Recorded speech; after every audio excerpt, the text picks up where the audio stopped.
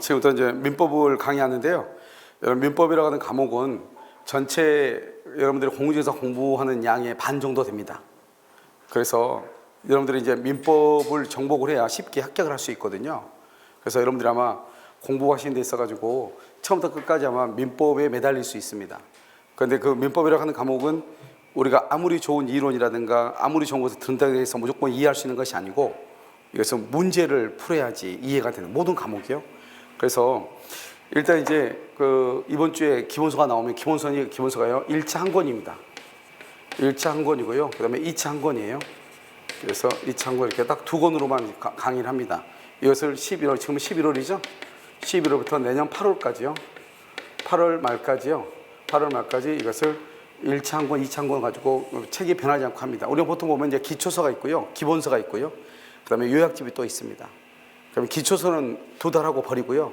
보통 이제 기본서가 한 600페이지, 이렇게 700페이지 돼가지고 기본서가 한 6권 나오고요. 그 다음에 이제 요약집을 해가지고 한 어떤 것들은 100페이지, 어떤 것은 200페이지, 뭐 이렇게 해서 나온단 말이죠. 그래서 그런 책을 계속 보게 되니까요. 이게 공부를 할 때 있어가지고 우리가 여러분들 보면 기본서를 읽어야지 이해가 되지 않나? 그렇지 않습니다. 우리 그 공익의사 기본서라는 것은 그냥 그것은 요약집이에요. 우리가 여러분들 말이 그냥 기본서인 것이지 일반 다른 소음서에 비하면 요약집에 불과한 것이에요. 그러니까 그 책은 읽어서 이해가 되는 것이 아니에요. 강의를 들어야지 되는 거예요. 근데 보통 사람들은 어떻게 생각하냐면 뭐 3개월간 책 보고 합격하는 것은 그 사람은 30년 동안 공부해 온 거예요. 1회 때부터. 아시겠죠? 그러다 보니까 지금 합격한 것이지 그런 것은 있을 수가 없습니다. 여러분 공부해 보시면 알겠지만 이 민법이라는 한 과목만 읽는데도 이해하는데도 몇 개월이 걸립니다. 아시겠죠? 그러면 그렇게까지 그러면 오랫동안 공부해야 되냐? 그걸 이제 줄이기 위해서 해놓은 게 바로 1차하고 2차하고 과목을 한 과목으로 줄인 거예요. 책이 너무 많다 보니까요. 학생들이요. 정보에 그냥 치이는 거예요. 요즘은 뭐 정보들이 어마무시 많잖아요. 여기저기요. 그래서 그 정보량에 사람들이 치여가지고 아무것도 못하는 거예요. 그래서 일단 1차 한 권, 2차 한 권이니까 기본서 나오면 알겠지만 여러분들 강의 듣고 그 기본서를 가지고 11월 달부터 끝까지 할 거예요. 그러면 그 과목 하나 가지고요. 여러분들이 이해는 조금 느리더라도 그것을 암기하는 데는 큰 지장이 없을 거예요. 그 다음 두 번째는요. 아직 이제 그 홈페이지가 이번에 아마 12월 말에요. 바뀔 수가 있습니다. 그래서 이제 문제 깨기, 문깨비라고 하는 사이트가 있는데요. 그래서 이 사이트에서 이제 저희 학원하고 조인을 했어요. 그래서 이건 이제 어떻게 되냐면 여러분들이 이제 매일 공부를 하게 되면 문제풀이 학습을 매일 해야 되잖아요. 매일요 확인하고 이렇게 해야 되는데요. 그래서 이제 어떤 형식으로 되어 있냐면 여기는 이제 기본 이론이 되어 있고, 그 다음에 OX 문제 되어 있고, 그 다음에 뭐 가로 넣기 되어 있고, 그 다음에 뭐 사지선다형, 오지선다형 문제 되어 있고, 모의고사 되어 있고, 판례 문제 되어 있고, 쭉 되어 있어요. 그러니까 여러분 이거 다 클릭했는데 모르겠다. 그러면 여기 영상이 연결되어 있어요. 동영상이요. 여기 개발하는데 개발자가 개발하는데 한 3년 넘게 개발을 걸린 거예요. 그래서 이것은 이제 AI 형식으로 돼 있어, 인공지능 형식으로 돼 있어 가지고요. 여러분들이 만약에 여기서 문제가 틀린다, 문제가 틀리죠? 그럼 여기 딱 클릭을 하게 되면 여기에 해당하는 지금까지 나왔던 기출 지문 있죠. 시험에 나왔던 지문들이 쭉 뜨도록 돼 있어요. 그래서 이것을 보고 또 여러분들이 스스로 이제 그 오답 노트를 우리 보면 보통 만들잖아요. 그래서 사실 오답 노트 내가 만드는데 내가 썼는데 내 글씨를 내가 몰라. 이게 문제 아니에요? 알겠죠? 왜 썼는지도 모르는 거예요. 그런 현상이 일어났는데 이것은 오답 노트를 다 내가 만들도록 돼 있고 내가 틀린 문제를 저장해서 다시 한번 볼 수 있도록 돼 있고 그러니까 여러분들이 생각하는 상상하는 것 그 이상으로요 되어 있어요. 그래서 이것은 이제 조인해서 원래 이제 이미 만들어졌어야 되는데요. 이제 제가 이제 그 변호사 시험이 내년 2월 달에 시험이 있어가지고 1월 말에 시험이 있어가지고요. 그 강의를 하는데요. 거기서 이제 강의하다가 이제 그분한테 변호사 시험을 우리가 한번 그쪽에다 넣어가지고 해보자 했더니 그분이 거기에 꽂혀가지고요. 지금 변호사 시험 시뮬레이션 하고 있어가지고 이 똑같은 시스템에다 그걸 돌리고 있다 보니까 조금 개발이 늦어진 거예요.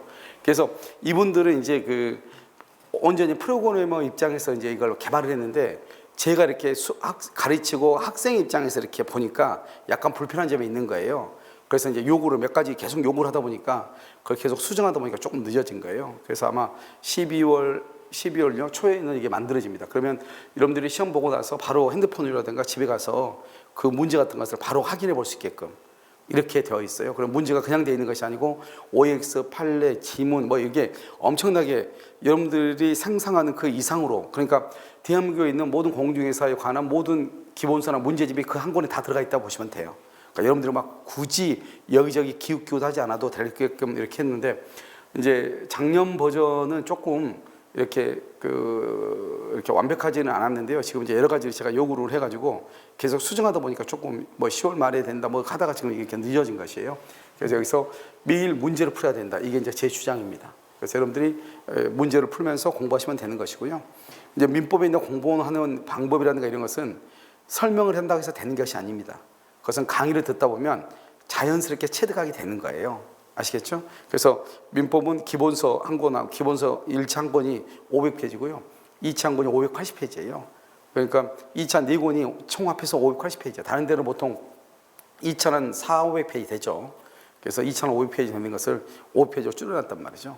그러니까 여러분들이 어차피 그런 책을 가지고 있어도 읽으면서도 무슨 말인지 모르고 있거든요. 그래서 그런 단점을 이제 보완하는 것이 1차 한 권, 2차 한 권을 하는 거예요. 이것도 사실 양이 많을 수 있어요.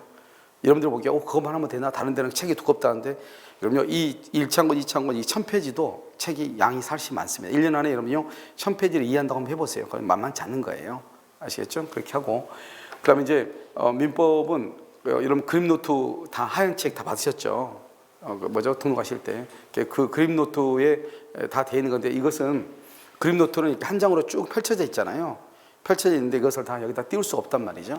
그래서 지금 여러분들이 가지고 있는 자료는 하나하나 커트를 이렇게 한 컷 한 컷을 해서 연결을 시켜 놓은 것이에요. 아시겠죠?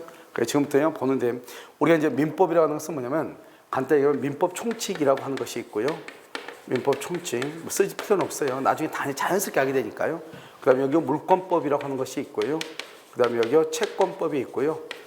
그 다음에 민사특별법이라고 하는 것이 있어요. 민사특별법이요.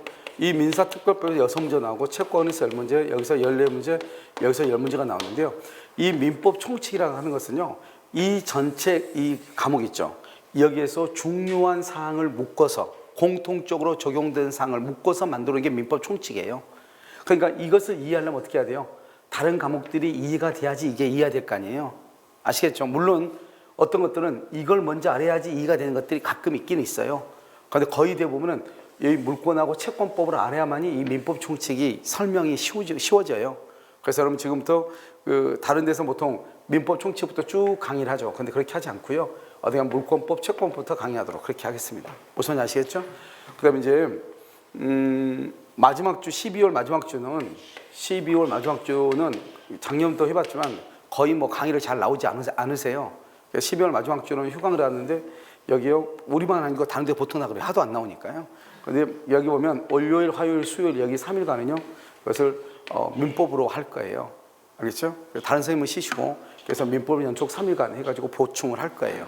그래서 민법의 양이요 다른 양에 대해서 너무 많다 보니까요 이것은 8주 가지고 강의는 안 되고요. 그래서 보통 한 12주 정도 해야 되거든요. 그래서 앞으로 이제 여러분들이 세법 선생님 강의는 6주로 강의를 해요. 양이 많지 않으니까요. 그래서 6주로 그냥 강의하고 2주를 민법을 그쪽에서 써요. 그것은 매주마다 시간표가 올라가니까 그걸 좀 참고하시면 됩니다. 아시겠죠? 자, 그래서 그렇게 보시면 되고요. 지금부터요, 뭘 보냐면 물권법부터 먼저 볼 거예요. 그래서 여러분들이 처음에 들을 때는 약간 어려울 수 있어요. 서론 부분은 어디나 다 어려워요. 약간 어려울 수 있지만 그것을 듣고 집에 가서 다시 한번 복습하는 게 되게 중요해요. 굳이 막 책을 먼저 읽으려고 하지 마시고 지금 여러분들이 이제 처음 공부하신 분들은 복습이 중요하고 작년에 공부를 해보셨던 분들은 예습이 좀 중요해요. 아시겠죠? 자, 한번 보도록 하겠습니다. 자, 물권법인데요. 여기서는 14문제가 나와요. 아시겠죠? 자, 이제 물권이라고 하는 것이 무엇이냐? 이제 보시면은요, 이렇게 되는 거죠. 먼저 있잖아요. 우리가 물권인데 이 물권법에서 14문제, 채권에서 10문제가 나온다고 했잖아요. 그런데 우리가 항상 어떤 법을 해석을 할 때는 해석하는 도구가 있어야 되거든요. 그런데 이런 보면 유튜브라든가 인터넷 사이트에 막 돌아다니는 걸 보면 막 법을 두서없이 설명하는 경우 있죠. 두 문자 따가지고요. 이런 그러면 처음에 들을 때는 되게 좋은데 그것을 내가 문제에 적응시켜가지고 새로운 문제잖아요. 올해 이제 내년 12월 28일인가 또 그렇게 시험이더라고요. 10월 28일인가. 그때 이제 시험 칠 때 새로운 문제 우리가 또 접해야 되잖아요. 그 새로운 문제 접할 때는 적용이 안 될 거예요. 그럼 어떻게 공부를 해야 되냐? 이것은 우리가 공부를 가장 쉽게 하는 방법은 하나의 도구로 가지고 설명을 다 할 수 있으면 쉬운 거거든요. 그래서 어떻게 하냐면 물권하고 채권이라는 말이 무슨 말인가를 이해를 해야 돼요. 이것은 뭐 기본서나 이런 것에 나오진 않지만 알겠죠? 먼저 이것을 이해를 하고 이것을 가지고 계속해서 설명을 하는 거예요. 아시겠죠? 그래서 물권과 채권인데 물권이라는 것은 뭐냐? 보면 사람이요. 우리 사람이다. 우리가 그걸 주체라고 하는 거예요. 물건을 대상, 다른 말로 객체라고 하는 거예요. 우리가요. 물건을 사고 팔고 하잖아요. 그러면 사람이 사고 팔고 하는 거잖아요. 사람이 물건을 사는데 그 물건을 객체라고 하고 나를 주체라고 하는 거잖아요. 그래서 직접적, 배타적, 독점적으로 지배할 수 있는 권리가 있어요. 이것을 지배권이다 이렇게 얘기하는 거예요. 그래서 지배할 수 있는, 여기 보면 할 수 있는이라 되어 있죠. 이것을 우리는 뭐란다? 관념적이다 이렇게 얘기하는 거죠. 그래서 이 관념적하고 비교가 뭐냐면 사실적이라고 하는 거예요. 이 사실적이라고 하는 것은 뭐냐? 지배하고 있는, 하고 있는 이것을 사실적이다 이렇게 얘기해요. 지금 봐봐요. 내가 지금 물건을 잡고 있는 거죠. 잡고 있죠. 이걸 사실이라고 하는 거예요. 그럼 우리가 이제 법을 공부할 때 제일 먼저 뭐를 해야 되냐면 그것은 권리하고 사실을 구별해야 돼요. 감각적으로. 그럼 권리는 뭐냐? 권리가 뭐다고 알아가지 말고 지금은 D가 무슨 권 돼 있죠. 무슨 권. 지금 여기 물권 돼 있죠. 채권 돼 있죠. 이렇게. 그러면 이것은 권리다 이렇게 이해하시면 돼요. 그다음에 뭐냐면 사실이라는 것을 이해를 해야 돼요. 사실은 오감으로 느끼는 것을 사실이라고 하는 거예요. 내가 지금 뭐죠? 냄새 맡다 후각, 눈으로 보는 걸 뭐라고 하죠? 시각, 귀로 듣는 걸 청각, 맛보는 건 미각, 느끼는 걸 촉각이잖아요. 이 오감으로 느끼는 것을 사실이라고 보면 되는 거예요.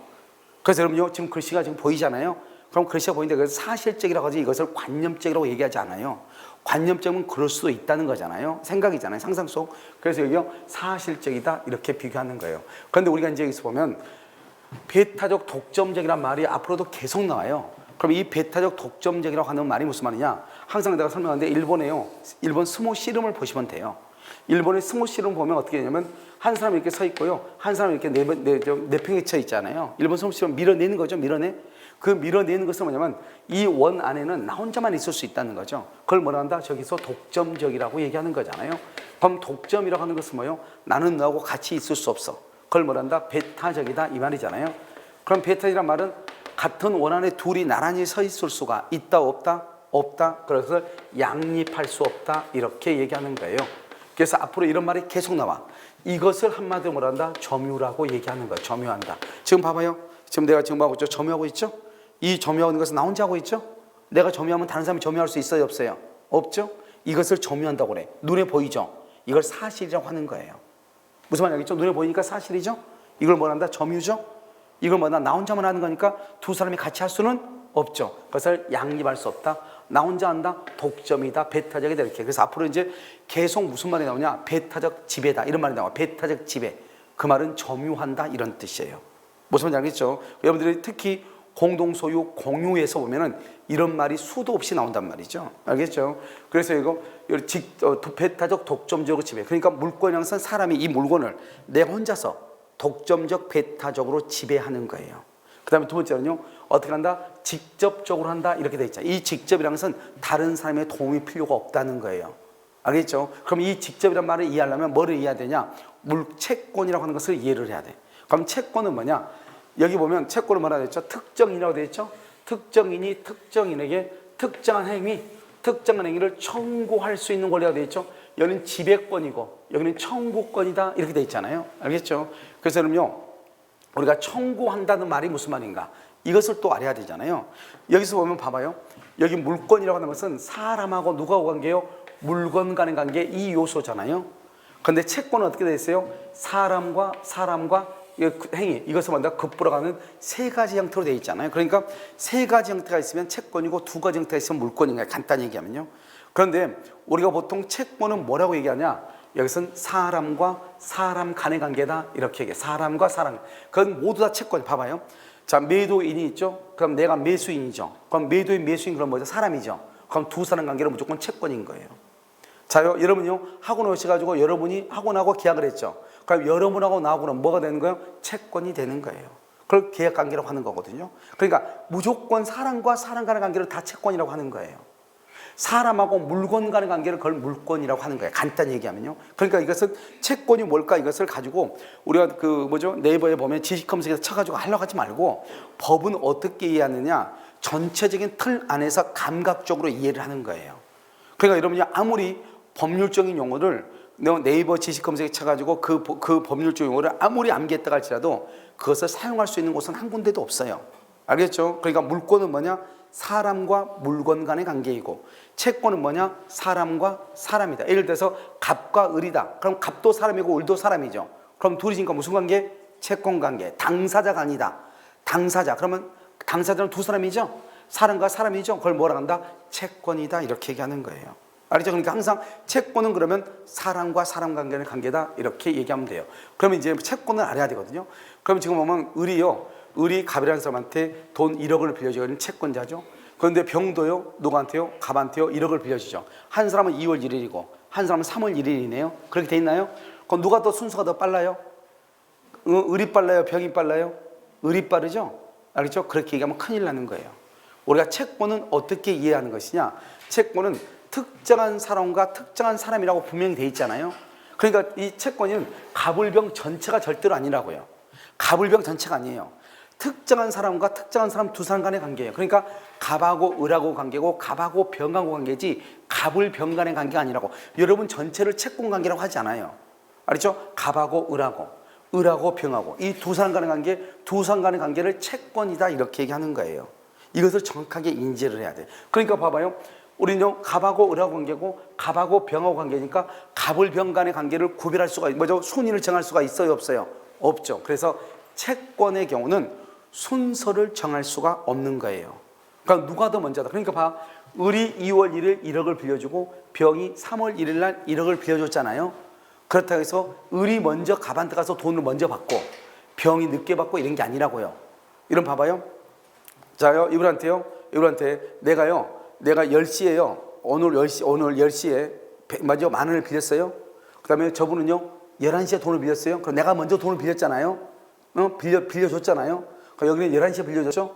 그럼 어떻게 해야 돼요? 순서적으로 따지면 내가 먼저 돈을 받아야 될 것 같잖아요. 그런데요, 이제 내일 학원 온다고 엘리베이터 탔는데 저분이 먼저 만난 거야. 저분이 먼저 만났어. 뭐라고 그래? 어제 빌려간 돈 갚어. 그럼 갚아야 돼, 안 갚아야 돼? 갚아야 되죠? 뭐라고 한다? 너는 11시에 빌려줬고 나는 다른 선생님은 10시에 빌려줬으니까 선생님이 먼저 갚고 그 다음에 너 나중에 갚을게. 그래요? 그렇지 않죠. 왜 그러느냐? 그걸 바로 채권이니까 그런 거예요. 그런데 물건은 순서가 있거든요. 물건은 내가 못 들어가서 돈을 못 받아요. 내가 은행이요, 세 군데서 나한테 돈을 빌려줬거든요. A라는 은행이 빌려주고 B라는 은행이 빌려주고 C라는 은행이 빌려줬잖아요. 그런데 각각 저당을 잡고 등기부에다 등기를 하잖아요. 그러면 이 물건이라고 하는 것은 자기 멋대로 못 받아. 순서에 의해서 돈을 받아야 돼요. 그런데 채권이라고 하는 것은 사람과 사람 간의 관계이지 갑을 병 간의 관계가 아니기 때문에요. 순서가 없는 거예요. 그래서 먼저 가서 돈을 받은 사람이 짱인 거예요. 알겠죠? 그래서 여기 보면 이 채권은 모두가 다 평등한 거예요. 왜? 우리가 특정인은 갑하고 을하고 갑하고 병하고지 갑을 병이 아니라고. 만약에 갑을 병 그러면 당연히 을이 1번 병이 2번이겠죠. 그게 아니고 갑하고 을하고 갑하고 병하고 관계. 그래서 모든 채권자는 평등해. 순서가 평등하다 이 말이죠. 그러니까 어떻게 하죠? 선행이라는 것은 먼저 가서 돈을 받은 사람이 짱이다 이 말이죠. 그걸 선행의 원칙이다 이렇게 얘기하는 거예요. 이것을 우리는 뭐란다? 채권이다 이렇게 얘기해요. 그러니까 여러분이 우리가 아까 내가 물건을 어떻게 한다고 그랬죠? 사람이 독점적, 배타적으로 양립할 수가 있다 없다? 없다 이렇게 얘기했잖아요. 그런데 채권은 뭐예요? 채권은 사람과 사람 간의 관계이다. 이걸 이제 감각적으로 이해를 하셔야 돼요. 그래서 채권은 갑하고 을, 갑하고 병 간의 문제이지 갑을 병 간의 문제가 아니다 이 말이죠. 그래서 어떻게 해요? 누가 먼저 돈을 빌려줘서 내가 먼저 돈을 빌려줬어. 주장할 수 있다 없다? 없다 이런 말이에요. 아시겠죠? 그래서 순서를 정할 수가 없어요. 그러면 채권이라는 것을 먼저 알아야 되니까 채권은 뭐냐 한번 볼까요? 저기 보면 갑이 을한테 1억을 빌려줬어요. 알겠죠? 남편이고요. 근데 여기 아내가 을의 처가 있어요. 문제는 뭐냐면 을은 돈이 하나도 없는 거예요. 왜요? 자기는 사업을 해가지고 사업하는 사람 그렇죠? 자기 이름으로 있는 게 있어 없어? 아무것도 없어. 알겠죠? 다 누구한테 밀어넣죠? 와이프 앞으로 다 밀어넣죠? 자기는 파산해버리죠. 알겠죠? 그러니까요. 왜 그러냐? 채권은 갑하고 을하고 문제이지 갑하고 병하고 문제가 아니라고요. 갑은 을한테 돈을 빌려준 거지 병한테 돈을 빌려준 게 아니에요. 그러니까 갑은 아무리 을하고 병이 부부일지라도 갑은 누구한테만 돈을 받는다? 을한테만 돈을 받고 병한테는 돈을 받을 수가 없는 거예요. 알겠죠? 이것을 채권이라고 그래. 아까 내가 채권이 뭐라고 그랬죠? 특정한 사람과 특정한 사람 두 사람 간의 문제라고 얘기했잖아요. 바로 그것을 얘기하는 거예요. 그래서 채권은 특정인이 특정인에게 청구할 수 있는 권리이다. 그것을 뭐라 한다? 뭐죠? 사람에 대한 권리다 이 말. 사람에 대한. 그걸 대인권이다 이렇게 얘기하는 거예요. 그래서 을의 처에게 청구할 수가 없다. 을의 처한테는 청구할 수 없다. 그걸 상대적이다 이렇게 상대권이다 이렇게 얘기해. 그러니까요 누구한테나 주장할 수 없고 오직 갑은 누구한테만 주장한다? 을에게만 주장한다 이 말이죠. 자 그다음에요 여기요 웃긴 것은 봐봐요. 갑이 을한테 돈을 빌려준 것을 갑이 병한테는 주장할 수가 있다고 없다고? 없다고 그랬죠? 없다고 그랬죠? 이것을 뭐란다? 병에게는 청구할 수 없다. 이것을 여러분이 알아야 돼. 대항할 수 없다 이렇게 얘기해. 대항할 수 없다. 앞으로요 수도 없이 나올 거예요. 대항할 수 없다. 여러분 대항한다는 말이 무슨 말이냐? 이런 말이에요. 자요 갑이 을에게는 주장할 수 있어. 근데 그걸 가지고 병에게는 주장을 못해. 그것을 대항하지 못한다고 얘기하는 거예요. 갑이 을에게도 주장하고 병에게도 주장할 수 있어. 누구한테나 다 주장해. 그것을 대항할 수 있다고 얘기하는 거예요. 그럼 봐봐요. 이 건물이 내 거예요. 그럼 내가 소유자죠. 그럼 내 앞으로 등기가 돼 있을 거 아니에요. 그럼 나는 이 집이 내 집이라고 하는 것을 여기 A나 B나 C나 D나 E나 누구한테나 다 주장할 수 있죠. 이게 내 거라고. 그것을 대항할 수 있다고 얘기하는 거예요. 그런데 채권은 누구하고 특정인과 특정인 두 사람 간의 문제잖아요. 그래서 갑은 을에게만 주장할 수 있고 병에게는 주장할 수가 없다 이런 말이에요. 그래서 병에게는 청구할 수 없다. 이걸 상대적이고 그래서 채권은 뭐가 없다? 대항력이 없다 이렇게 얘기를 해. 그래서 대항할 수 없다. 대항이란 말이 뭐라고? 갑이 을에게 주장할 수 있는 것을 다른 사람에게로 말할 수 없다. 주장할 수 없다. 누구에게나 다 주장한다. 그것을 말한다. 대항력이 있다고 얘기하는 것이다. 알겠죠? 그것을 절대적이다. 절대권이라고 얘기하는 것이고요. 채권은 상대적이다. 특정한 사람한테만 주장하고 다른 사람한테는 주장할 수 없다. 이렇게 얘기를 하는 거예요. 알겠죠? 그래서 여기 보시면 여기 한번 봐봐요. 갑은 병에게 말할 수 없다. 주장할 수 없다. 이렇게 얘기를 하는 거예요. 그래서 갑은 을에 대한 권리의 내용을 말할 수 없다. 병에게는 갑은 을한테는 주장하는데 그것을 병한테는 주장할. 병은 누구? 제3자죠. 제3자한테는 주장할 수 없다. 그것을 뭐가 없다고 얘기해? 대항력이 없다고 얘기하는 거예요. 뭐가 없다? 대항력이 없다. 그럼 우리가요 갑이 그럼 을한테 아까 우리 채권은 뭐라고 그랬죠? 특정인이 특정인에게 특정한 행위를 말할 수 있다. 청구할 수 있다. 청구?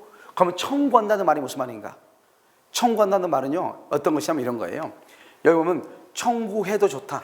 즉 내가요 너 빨리 돈 갚아. 우리 돈 빌려주고 나서 오늘이 돈 갚을 날짜야. 그럼 뭐라 하죠? 야 너 오늘 돈 갚을 날짜니까 빨리 돈 갚아. 이렇게 말하는 사람도 있지만 그 말 한마디 못 해가지고 입대지 못하고 있는 사람이 있어 없어? 있잖아요. 그래서 우리가 청구할 수 있다 해서 언제나 가서 돈 갚으라고 하는 것은 아니잖아요. 할 수도 있고 안 할 수도 있는 거잖아요. 그러니까요 청구해도 좋다 이 말이야. 할 수도 있고 안 할 수도 있고. 그럼 만약에 청구하면 상대방 얘기에 대해서 어떻게 해야 돼? 응해야 되죠. 돈 빌렸으니까 돈 갚아야 돼 안 갚아야 돼? 갚아야 되겠죠. 알겠죠? 그래서 얘 응해야 되고요. 만약에 그 사람이 돈을 준다 그러면 어떻게 해? 나는 받아야 되겠죠. 그래서 우리가 말한다. 이렇게 청구하는 것을 청구 권능이라고 하고 받는 것을 급부 보유 권능이라고 하는 거예요. 내가 그걸 받아야 되는 거죠. 그래서 이것은 내가 받을 수 있다. 만약에 더 안 갚으면 어떻게 해요? 안 갚는다 해가지고 그 사람은 어떻게 할 수는 없는 거예요. 알겠죠? 그것은 소송으로 갈 수밖에 없는 거예요. 무슨 말인지 알겠죠? 이것을 우리는 청구권이다 이렇게 얘기해요. 청구하는 것은 내가 돈을 갚으라고 말할 수도 있고 안 할 수도 있는데 만약에 내가 돈을 갚으라고 한다면 청구는 권리니까 권리의 그 다음에는 의무가 있으니까 나한테 돈을 갚아야 되겠죠. 알겠죠? 응해야 되겠죠? 돈을 갚으면 나는 그걸 받아야 되겠죠. 돈을 갚지 않으면 어떻게 돼요? 돈을 갚지 않으면 그것은 소송으로 가야 되는 거예요. 무슨 말인지 알겠죠? 그래서 우리가 이제 청구권과 채권을 구별하는데요. 봐봐요. 아까 우리 채권은 뭐라고 그랬죠? 채권은 특정인이 특정한 인에게 특정한 행위를 말할 수 있다. 청구한다. 청구. 그걸 채권이라고 얘기하거든요. 그럼 여기 보시면 갑이 을한테요. 2월 1일에서 1월 10일까지 1억을 빌려줬어. 갚아라. 이렇게. 그럼 돈 갚을 날짜가 언제죠? 10월 1일이죠. 10월 1일. 그런데 지금 현재가 5월 1일이야. 5월 1일은 아직 돈 갚을 날짜가 됐어? 안 됐어? 안 됐죠. 안 됐으니까 갑은 을한테 돈 갚으라고 할 수 있어요? 없어요? 있어? 없죠. 언제 갚으라고 해야 돼요? 10월 1일. 오늘은 돈을 갚으라고 할 수 없죠. 그럼 여기서 5월 1일 현재는 어쩌? 가보들한테 1억 받을 돈은 있어 없어요? 돈은 있죠. 근데 갚으라고 말을 할 수 있어 없어? 없죠. 그걸 뭐라고 표현한다? 여기서 5월 1일은 채권은 있으나 돈 빌려올 수가 1억이 있죠. 돈을 갚으라고 뭐를 할 수 없어? 청구할 수는 없다. 청구권 없다. 뭐는 있으나? 채권은 있으나 뭐는 없어? 청구권은 없다고 얘기해. 그런데요 10월 1일이 되면 이행기예요. 이행기를 만약 돈 갚을 날짜를 이행기 또는 변제해야 되니까 변제기라고 그래요. 그러니까 이런 처음 강의를 들으신 분들은 이런 용어에 조금 익숙해야 돼. 알겠죠? 그래서 돈 갚을 날짜를 이행기 또는 변제기라고 얘기한단 말이죠. 그러면요 여기 때 이행기가 되는데 변제기에 도달했죠. 그럼 도달했으면 어때요? 가버들한테 1억 받을 돈이 있어 없어? 있죠. 1억 갚으라고 청구할 수 있어 없어? 있죠. 그것을 말한다. 채권도 있고 청구할 수 있는 청구권도 있는 거예요. 그래서 채권과 청구권이 똑같은 거예요. 그리고 우리 아까 내가 뭐라 했죠? 채권은 뭐다? 특정인이 특정인에게 특정한 행위를 청구할 수 있는 권리다. 청구권이다. 그러니까 채권은 청구권이다 이렇게 얘기했죠. 그런데 채권하고 청구권이 똑같으려면 언제를 얘기한다? 이행기를 얘기하는 거예요. 그럼 이행기가 되기 전에는 채권이 있는데 뭐는 없어? 청구권은 없죠. 그러니까 내가 말하는 것은 뭐냐면 채권하고 청구권이 100% 똑같은 말은 아니라고 하는 것을 얘기하는 거예요. 그런데 우리는 보통 뭐라고 표현한다? 보통 뭐라고 표현해? 채권은 뭐다? 청구권이다 이렇게 표현을 하는 거예요. 여기 혹시 자기네 집에요? 아이가 2명 있는 사람 있어요? 2명? 2명 있는 사람 없어요? 있어요? 애기 이름 뭐예요? 애기 이름 큰애 이름 성빈이. 작은 애는? 민주. 2명이에요. 알겠죠? 또 있어? 이름이 뭐라고? 성현이. 노력을 많이 했네요. 알겠죠? 그래서 3명이에요. 자, 그럼 봐봐요. 자, 그러면 선생님 있으면 저는 잘 모르는데 보통 주변에서 사람들이 뭐라고 표현하느냐? 저 부를 때 성빈이 엄마 이렇게 얘기하지 성현이 엄마 이렇게 잘 안 하죠. 근데 성현이 친구들은 성현이 엄마 그러지만 주변에서 이제 같은 주부들이 이렇게 얘기 부를 때나 그럴 때는 보통 어떻게 불러요? 주부들이 부를 때는 성빈이 엄마 이렇게 보통 많이 부르죠. 무슨 말인지 알죠? 근데 그러면 성빈이 엄마만 아니고 민주 엄마도 되고 성현이 엄마도 되잖아요. 근데 그 중에서 우리는 다 성빈이 엄마 이렇게 얘기하죠. 그러면 이제 내가 지금부터 이제 얘기하는 거예요. 우리가 이제 보면 지금 여기 보면요. 채무자가 만약에 이행을 하지 않으면 그럼 어떻게 돼요? 이행하지 않으면 법원에 소송을 청구하는 걸 소구라고 그래요. 소송을 청구하면 뭐가 판결문이 나오죠. 판결문 나오면 경매를 해야 되겠죠. 경매를 집행한다고 그래요. 그럼 돈 안 갚았으니까 이익이 있어, 손해가 있으니까 손해배상도 청구하고 이런 것들이 있잖아요. 그럼 여기요 먼저 이행을 청구할 수 있고 그 다음에 급부로 보유할 수도 있고 이런 여러 가지가 있어. 이 여러 가지 중에서 가장 중요한 게 뭐라고? 청구권이다 이 말이에요. 그러니까 채권은 이 청구권만 있는 것이 아니고 그 다음에 급부를 보유할 수 있고 소송을 청구할 수도 있고 집행을 할 수도 있고 뭐 이런 해제할 수도 있고 항변할 수도 있고 여러 가지가 있다 이 말이죠. 이 중에서 가장 대표적인 게 뭐라고? 청구권이니까 그냥 우리는 채권은 뭐라고 그냥 불러도 무방하다. 청구권이라고 불러도 무방하다 이런 말이에요. 지금 이해됐나요? 그래서 채권과 청구권이라는 것이 100% 동일한 말은 아니지만 우리 보통 뭐라고 표현한다? 채권은 뭐다? 청구권이다 이렇게 표현을 하는 거예요. 아시겠죠? 그 다음에 이제 우리가 청구권이라고 하는 것은요 채권에만 있는 게 아니에요. 어디 가면 물건에 가면 물권적 청구권이라는 것이 있어요. 가족법에 보면 상속회복 청구권이라고 하는 것이 있어요. 알죠? 이런 것들이 다 뒤가 있는 청구권들이 다 가족권이라든가 물권이라든가 이런 데도 다 청구권이 여기저기 다 산재해 있는 거예요. 그러니까 우리는 그냥 어떻게 이렇게 다 우리가 공부할 수 없는 거잖아요. 우리는 우리 시험 범위 나오는 것만 공부하는 거잖아요. 그래서 여러분 어떻게 보시면 되는 것이다. 채권은 뭐다? 청구권이다. 이렇게 이해하시고 그 다음에 채권은 누구한테? 특정인에게 해야 된다. 이게 봐봐. 청구한다고 해서 내가 돈을 받는 게 아니죠. 상대방이 거기에 대해서 응해서 돈을 줘야 되죠. 그래야지 내가 급부로 보유할 수 있는 거잖아요. 그러니까 우리가 청구한다고 하는 것은 상대방은 이에 응할 의무가 있고 상대방이 이에 응하지 않으면 나는 열받으니까 법원에 뭘 할 수 있어? 소송을 청구할 수 있다. 이렇게 이해하시면 돼.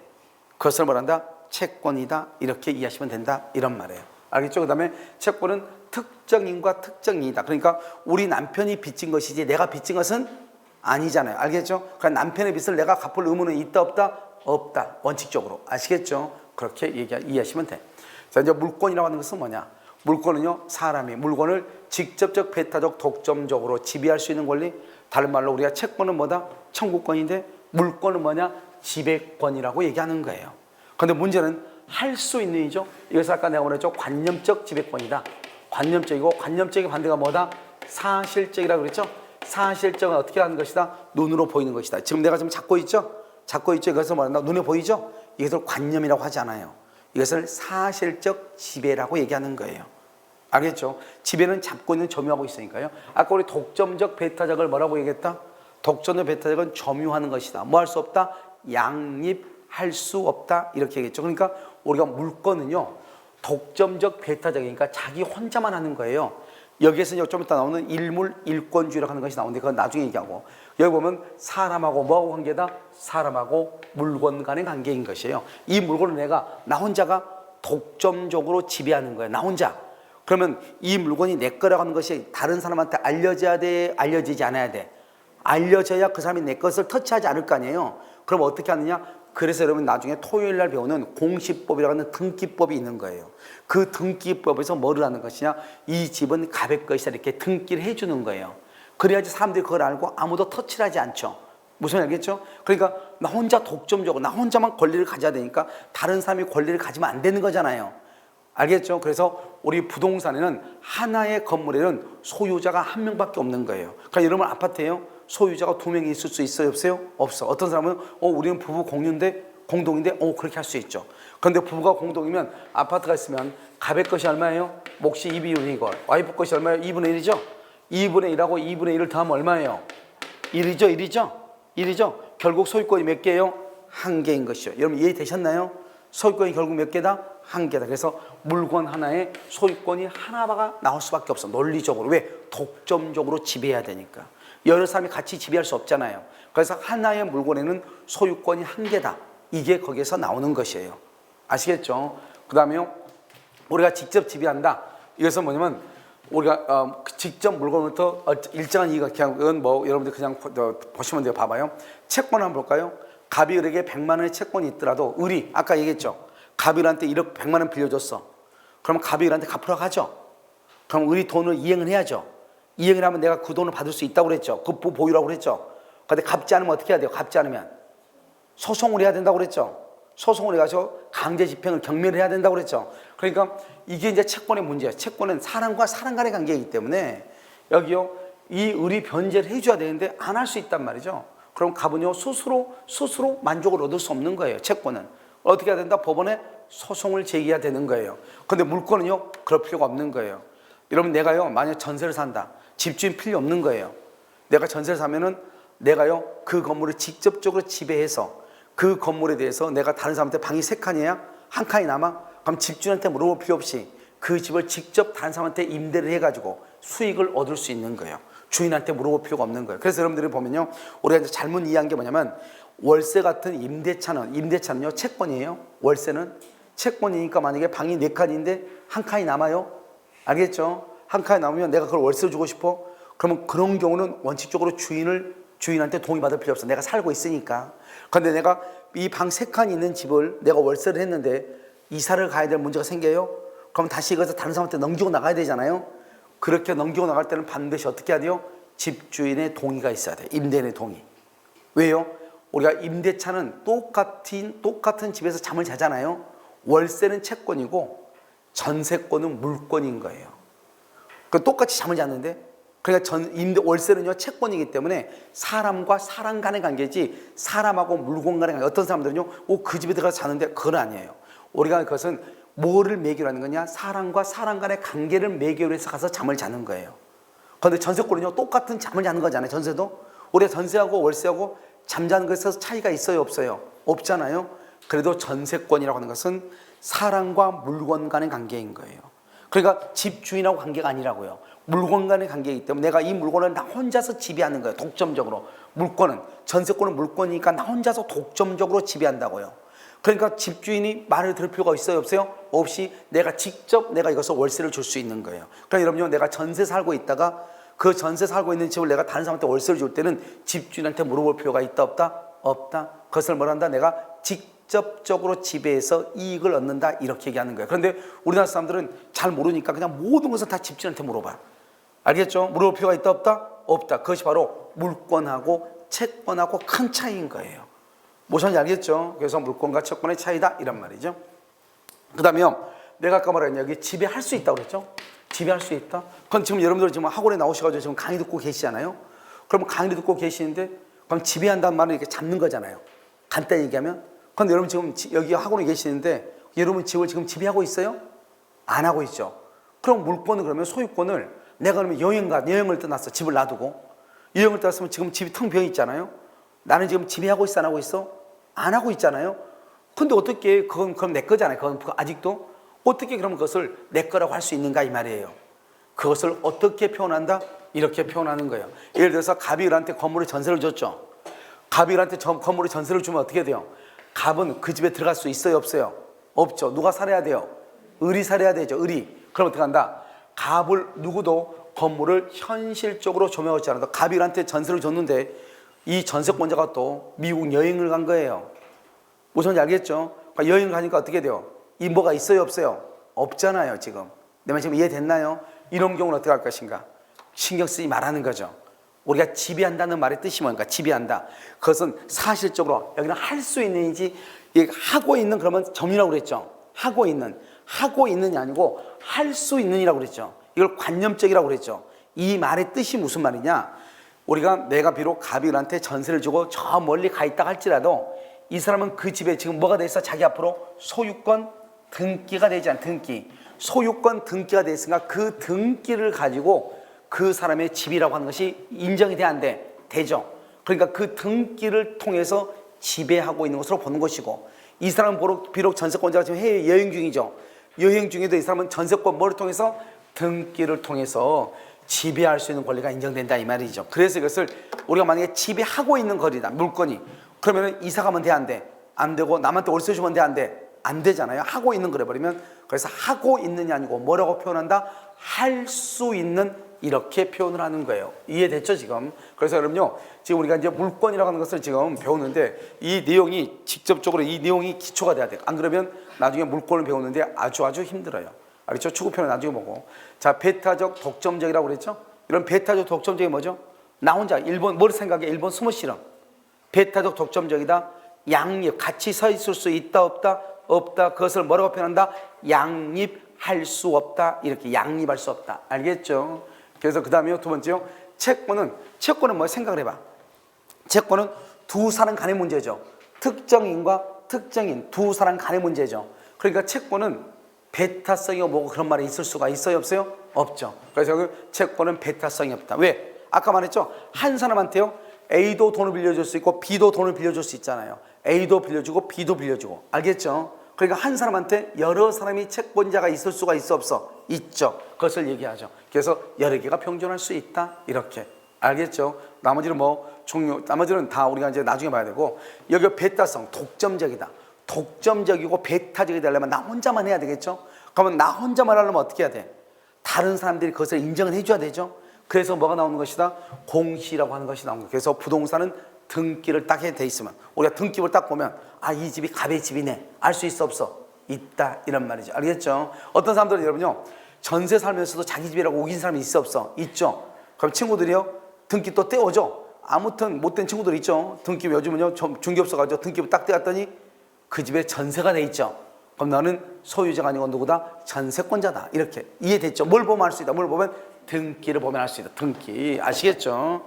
그 다음에 독점이라고 하는 것은 하나의 물건의 소유권이 여러 개 있을 수가 없다. 나 혼자만 있을 수 있다. 그것을 말한다. 하나의 물건의 소유권이 하나만 있다. 이것을 일물 일권이다. 이렇게 얘기를 하는 거예요. 그래서 좀 이따 나온단 말이죠. 그래서 부동산은 등기한다. 이렇게 돼 있죠. 절대권이라고 하는 것은 누구에게나 주장하죠. 여러분 생각해봐요. 아까 채권은 누구한테? 갑이 을한테만 주장하지 다른 사람한테 주장하지 못한다. 그것을 상대적이다. 뭐가 없다? 대항력이 없다. 이렇게 얘기했잖아요. 그런데 여러분 물권이란 게 뭐예요? 물권은 등기가 딱 돼 있죠. 이 건물은 101동 101호는 갑의 것이다. 그러면 세상 누구에게도 이 건물이 누구 것이라고? 갑의 소유라고 말 수 있다. 주장할 수 있다. 그것을 세상 누구에게도 주장한다. 그것을 절대권이다, 절대적이다, 이렇게 얘기하는 거예요. 알겠죠? 그 다음에 이제 강한 양도성이라는 것은 뭐냐면, 여러분요, 물권이나 채권은 둘 다 재산권이에요. 여러분, 재산은 어떻게 해야 돼요? 내 재산은 내 멋대로 사고 팔고 해야 돼, 안 해야 돼? 해야 되죠. 그래서 강한 양도라는 것은, 물권은 만약에 갑이요, 을한테 집을 팔면서 이 집 3개월 동안 팔지 마. 이거 내가 너무 공을 들여서 집을 지었던 건데 너무 아까우니까 내가 너한테 팠는데 3개월 동안은 팔지 마라. 그렇게 해도 그건 무효인 것이요. 무조건 내가 그 다음날 팔아버릴 수 있는 거예요. 그런데 채권도 재산이죠. 채권은 그런데 두 사람 간의 문제이죠. 두 사람 간의 문제니까 두 사람은 합의할 수가 있어, 없어? 있죠. 그래서 채권은 재산권이지만 양도를 금지하는 다른 합의를 할 수가 있는 것이에요. 그리고 앞으로 이제 계속해서 물권이란 말이 무슨 말인지 아직도 감이 안 올 수 있어요. 채권이란 말이 무슨 말인지 이런 것들은 감각적으로 이해를 하셔야 돼요. 아시겠죠? 계속해서. 자, 이제 우리가 이제 물권하고 채권을 이제 구별 한번 해보는 거예요. 물권과 채권은요. 그래서 물권은 지배권이고 채권은 뭐라고 했지 아까? 청구권이다 이렇게 했죠. 자요, 물권은 어때요? 절대적이고 뭐가 있다? 배타적이 있죠. 여기는 상대적이고 배타성이 있다 없다? 없다. 그래서 물권은 뭐에 관한 것이다? 사람의 뭐를 지배한다? 물건. 그것을 대물이라고. 대물. 우리 대물 그러면 뭐 가가지고 산에 가가지고 10만이들이요 산삼을 캤다 아니고, 알겠죠? 그래서 물건에 관한 권리고, 이것은요 사람에 대한 권리고, 사람에 대한 권리. 대인권, 사람에 대한 권리. 여기는 물건에 대한 권리 이런 말이에요. 알겠죠? 그 다음에 아까 물권은 등기가 돼 있죠. 그럼 세상 누구에게나 내가 소유자라고 말할 수 있어. 주장할 수 있죠. 그것을 대항력이 있다고 하고, 청구권은 뭐가 없다? 대항력이 없다. 이렇게 얘기해요. 그럼 딱 봐봐요. 이 두 개를 딱 구별하면 어디가 더 세 보여? 어디가 더 세 보여? 물권이 세 보이죠? 그래서 뭐라고 한다? 물권은 채권에 우선한다. 이렇게 얘기해요. 그래서 우리가 아무 말 없이 물권과 채권이 부딪히면 누가 우선한다? 물권이 우선한다. 이런 말을 쓰는 거예요. 알겠죠? 이 내용을 보면 금방 알 수 있겠죠? 알겠죠? 그래서 물권은 어떻게 한다? 세상 누구에게나 절대권이죠. 내가 이것이 내 것이라고 해서 알려줘야 되겠죠? 그래서 물권은 뭘 한다? 등기를 하는 것이다. 이란 말이죠. 그런데 채권은요, 특정인과 특정인 두 사람 간의 문제죠. 다른 사람한테 알릴 필요가 있어요, 없어요? 없죠. 그래서 공시 방법이 그래서 없는 거예요. 알겠죠? 채권은 두 사람 간의 계약이잖아요. 알겠죠?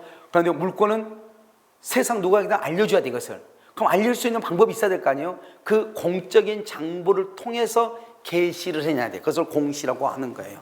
알겠죠? 다른 것들은 뭐 중요하잖아요. 자, 그 다음에 이제 여기서부터 이제 지금까지 이제 우리가 뭐냐면 물권에 대해서 우리가 한번 살펴본 거예요. 그래서 물권이라고 하는 것이 무엇이고 채권이라는 것이 무엇인가 참 어렵죠. 처음부터 여러분요 감이 잘 오지는 않을 수 있어요. 그런데 항상 뭐라고 생각하면 된다. 채권은 뭐하고 사람과 사람 간의 관계다.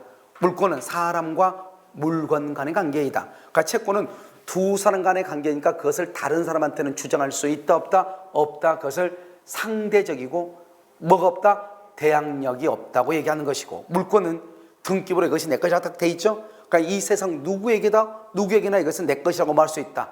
주장할 수 있다. 그것을 뭐라고 표현한다? 대물권이다. 물건에 관한 권리이고, 세상 누구에게나 주장한다. 대세권이고, 그것을 말한다? 절대적이다. 절대권이다. 이렇게 얘기하는 것이에요. 그 다음에 물권이라는 것은 그래서 어떻게 해요? 직접적, 배타적, 독점적이다. 배타적, 독점적이다 말은 나 혼자만 이 말이죠. 거기에서 뭐가 나오는 것이다? 하나의 물건에는 권리가 몇 개만 있을 수 있다? 한 개만 있을 수 있다. 이것을 일물 일권주의다. 이렇게 얘기하는 것이에요. 아시겠죠? 그래서 이 일물 일권주의는 원칙이 있고 뭐가 있다? 항상 예외가 있겠죠? 그래서 항상 시험은 예외에서 시험이 나오는 것이다. 아시겠죠? 그래서 우리가 항상 알아야 될 건 서로가 이렇게 물권과 채권처럼 비교하는 거. 시험에 가장 내기 쉬운 게 비교예요. 알겠죠? 그다음 원칙과 예외가 있어. 뭐다? 예외에서 시험이 나오는 것이다. 그다음에 이제 우리가 민법 법조문이 있거든요. 그 법조문이 한 40% 정도 나오고요. 그다음에 판례가 한 60% 정도 나와요. 알겠죠? 판례. 그래서 판례라는 것은 대법원이 우리가 어떤 사건이 있으면 그 사건을 대법원이 이제 해결할 거 아니에요. 그럼 대법원의 견해가 있단 말이죠. 알겠죠? 그것을 대법원 판례라고 우리가 보통 얘기하는데요. 그 판례에서 시험에 많이 나오죠. 그런데 제가 지금부터 얘기하는 모든 것들이 다 대법원 판례를 기준으로 해서 설명을 하는 거예요. 그러니까 여러분들이 판례 강의를 해야 돼, 공부를 어떻게 해야 되냐, 그런 말 하면 안 돼요. 알겠죠? 모든 것이 100% 다 내가 얘기하는 것은 법조문하고 판례만 가지고 얘기하는 거예요. 내 생각을 얘기하는 것이 아니고. 아시겠죠? 그러니까 너무 걱정하지 마시고. 자, 이제 여러분들요 기본적인 기초 강의를 했기 때문에요. 일문 일코지어는 잠깐 쉬었다가요 다시 하도록 그렇게 하겠습니다. 아시겠죠? 잠깐 쉬겠습니다.